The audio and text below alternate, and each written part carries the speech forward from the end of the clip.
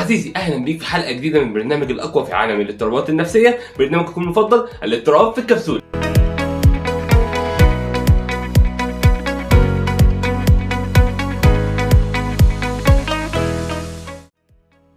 مع تقدم التكنولوجيا والتيك توك والسوشيال ميديا بيحصل كل شويه مشاكل سلوكيه وبتزيد اكتر واكتر، وكمان بتختلف التربيه من جيل لجيل.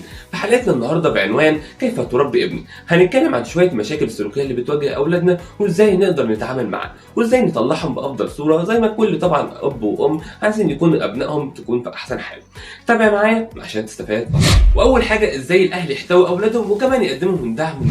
في البدايه لازم اعود ابني ان هو يتكلم معايا ويعبر عن المشاعر اللي جواه، بحيث ان هو يكسر الحواجز اللي موجوده ويتكلم بدون خوف او مشاكل بالنسبه له. وكمان لازم اساعده في ان هو يحط مثلا لنفسه اهداف، حتى لو كانت الاهداف دي بسيطه، زي ان هو يجيب درجه عاليه مثلا في ماده معينه، او ان هو يكون اصدقاء، لان انت كده بتكون عنده ثقافه الهدف ويكون عنده القدره ان هو يحدد لنفسه اهداف. وكمان لازم ان هو اخليه يشارك في الاستعدادات للمدرسه، زي ان هو يشتري ادوات معينه او الحاجات اللي هو بيحبها، لان كده انت كده بتخليه بيبقى عنده حماس ان هو يروح المدرسه. وكمان لازم اروح مع ابني الايام الاولى، وخاصه الايام الاولى في المدرسه، لان الموضوع بالنسبه له كده بيخليه عنده امان واطمئنان اكتر. وكمان عليك انت كولي امر يبقى في تواصل بينك وبين المدرسين في المدرسه، بحيث ان انت تبقى عارف نقاط الضعف والصعوبات اللي هي بتواجهه، عشان لو في اي مشاكل ولا حاجه تقدر تحلها بسرعه قبل ما المشاكل دي تكبر. وكمان لازم تعرف الحاجات اللي هو شاطر فيها وتنميها وتكون موجوده عنده، او تنمي المهارات اللي موجوده عنده دي وتخليه شاطر فيها احسن كمان.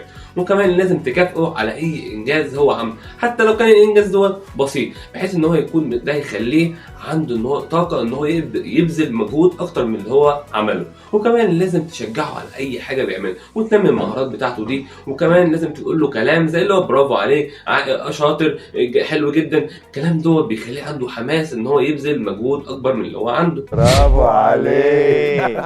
تاني حاجه هنتكلم عليها النهارده وان ازاي اخلي ابني ثقته في نفسه تزيد. واول حاجه ان انا ما ينفعش اقارن ابني بحد تاني، زي مثلا المثل المعروف اللي هو شوف ابن خالتك احسن منك او ايا كان من الحاجات دي، لان ساعتها بيحس ان كل المجهود اللي هو عمله مالهوش اي لازمه. وكمان بيحس ان هو كده ثقته في نفسه بتقل وان اللي حواليه احسن منه، وطبعا ما ينفعش ان احنا نوصل له الشعور دوت. وكمان برده لازم نديله الاستقلاليه، بحيث ان هو يقدر يعبر عن رايه بشكل صح، ولازم احترم كل الاراء، بحيث ان هو كمان يجرب ويعرف ان هو مثلا الموضوع ده غلط. حتى لو انت كشخص عارف ان الموضوع ده غلط، لازم يجرب هو بنفسه بحيث ان هو يتاكد ان هو غلطان. وكمان لازم انمي له المواهب والمهارات اللي عنده بحيث ان هو يتشجع، وكمان اشجعه على اي حاجه هو بيعملها، حتى لو كان الانجاز اللي هو وصل له دوت صغير او مثلا بسيط.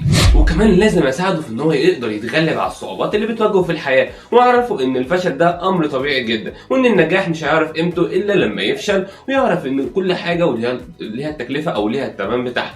وكمان لازم احسسه بالمسؤوليه، يعني اديله حاجات او مثلا مهمات بالنسبه له او مناسبه للعمر بتاعه، بحيث ان هو يقدر يتحمل المسؤوليه. وكمان اشجعه ان هو يبني علاقات ايجابيه مع الناس اللي حواليه، زي مثلا ان هو يقدر يحترم النقاش اللي الناس ويقدر يتعامل ويقدر يتكلم بالطريقه الصح، ما يكونش مثلا متطرف في افكار، او مثلا يكون بالنسبه له ان الحديث باحترام او مثلا احترام الاراء بالنسبه له مش مشكله. وكمان لازم اخصص له وقت من يومي بحيث ان انا اقدر استمع له للكلام واديله النصايح بتاعي، بحيث ان هو يكون عنده ثقه في نفسه والثقه.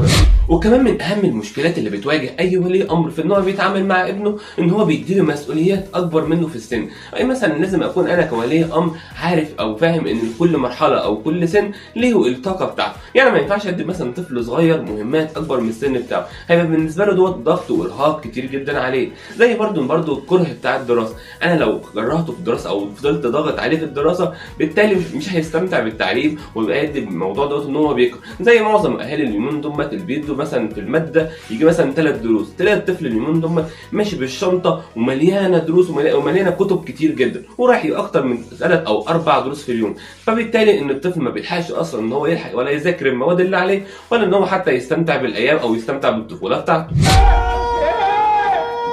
يا دين النبي ايه الحلاوه دي؟